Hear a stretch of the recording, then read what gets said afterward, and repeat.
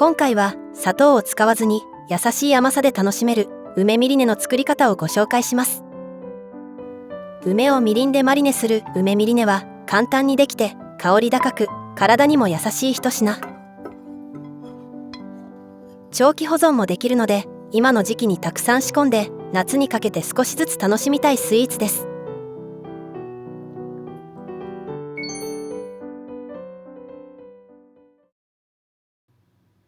今回は青梅 500g で作ります。梅の種類は何でも大丈夫です。傷がある梅でも作れますので、梅干し作りでは使えない梅で作るのも良いと思います。梅は水で優しく洗います。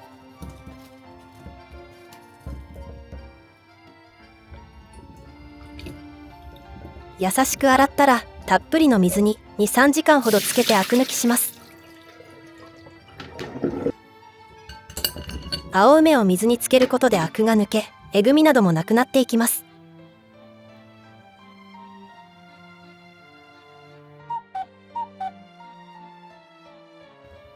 3時間経ちました。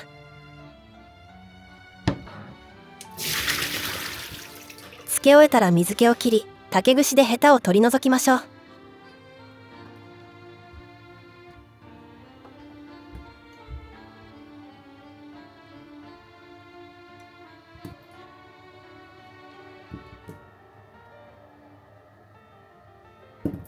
ヘタが取り終わったらキッチンペーパーなどで丁寧に水分を拭き取ってください。ここで水が残ると傷みやすくなりますので、水分はしっかり拭き取りましょう。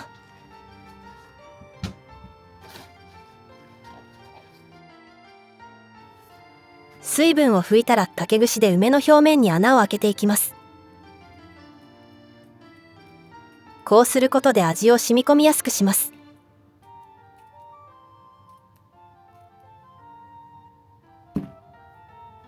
まんべんなく10から20箇所くらいポツポツと穴を開けてください。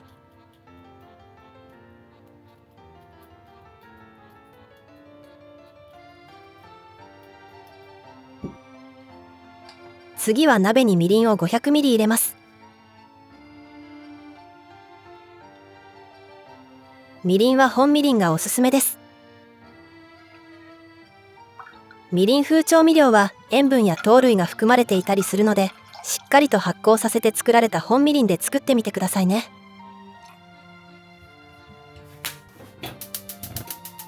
中火にかけ沸騰させます。吹きこぼれないよう注意してくださいね。しっかり沸騰させてアルコールを飛ばします。このくらいふつふつとした状態を保ちながらみりんを煮詰めていきます。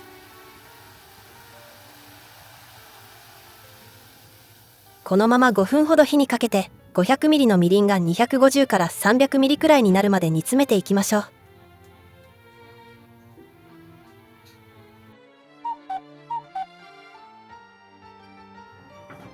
そんなに正確にしなくても大丈夫なんですが、念のため計量してみます。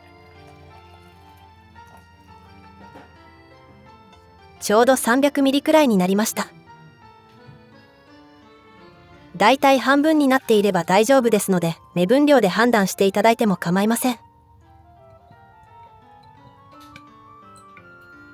火を止めた状態で梅をそっと加えていきます。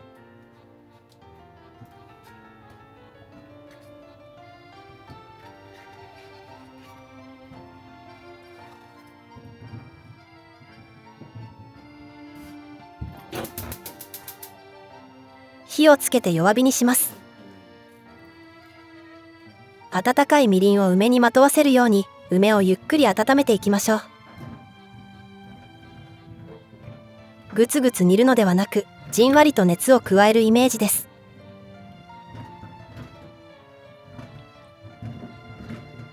梅がだんだん緑色から黄色に変わってきました。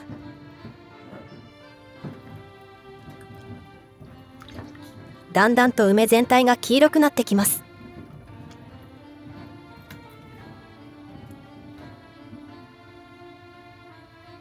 黄黄色くなると梅の表面が柔らかくなってきて梅の皮が破けやすくなるので、混ぜすぎずみりんを梅にかけながら温め続けます。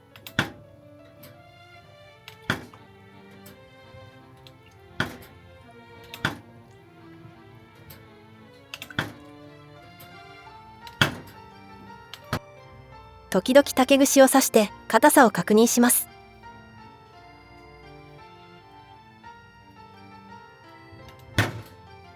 まだ硬いんですが、最初に竹串を刺した時よりも少し柔らかくなっていたらもう火は止めてください。この後もみりんの熱でどんどん火が入ってしまうので、柔らかくなる前に火を止めるのがポイントです。今回は1粒 20g 程度の少し小ぶりな梅を使っています。小梅で作る場合は特に火が入りやすいので、さっと温めたらすぐ火を止めてください。大きい梅を使った場合は少しだけ長く温めたりと、梅の大きさによって温める時間を調整します。保存容器はタッパーのようなものでも、こういったタイプの瓶でもどちらでも大丈夫です。いいサイズの容器がなかったらジッパー付き保存袋でつけてください。梅は果物の中では比較的カリウムや鉄、ビタミン E を豊富に含み、リンゴと比べるとカリウムは2倍、鉄は6倍、ビタミン E は33倍も多く含まれています。ビタミン E は脂溶性ビタミンの一つで、高い抗酸化力を持つことが知られており、動脈硬化、血圧やコレステロールの上昇など、加齢によって発症しやすい疾患の予防に役立つことから、若返りのビタミンと言われているそうです。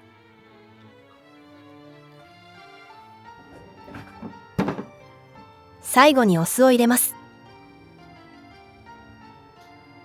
防腐効果を高めるためのお酢です。梅の酸だけでも十分なんですが、常温で保存するので念のために入れておきます。みりんもすべて入れたら常温で1日つけます。3日ほどで味がなじみ始め、1週間もするととろっとした甘酸っぱさに変わります。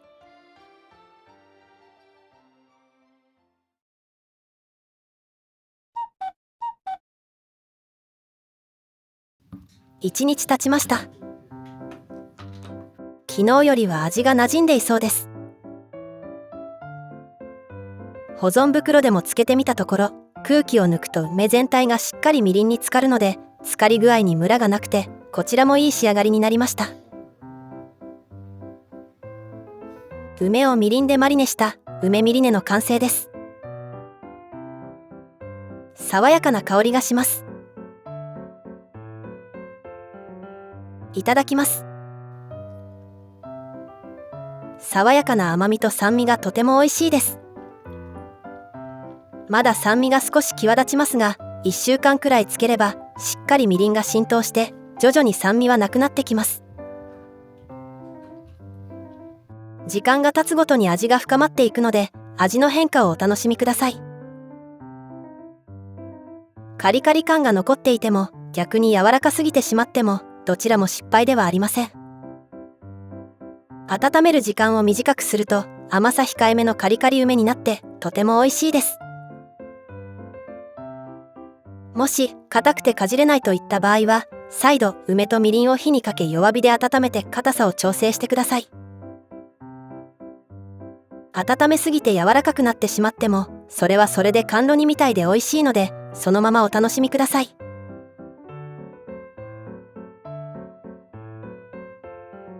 みりんで漬けているので甘さ控えめな仕上がりです。酸味が強すぎると感じた場合は、蜂蜜などのお好みの甘味料をプラスして漬け直してくださいね。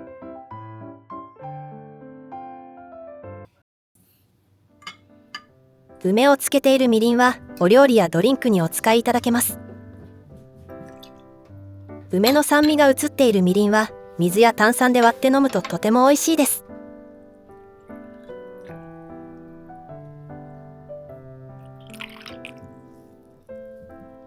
ヨーグルトやアイスにかけたり、炒め物や煮物の隠し味に使ったりと、様々なお料理にお使いください。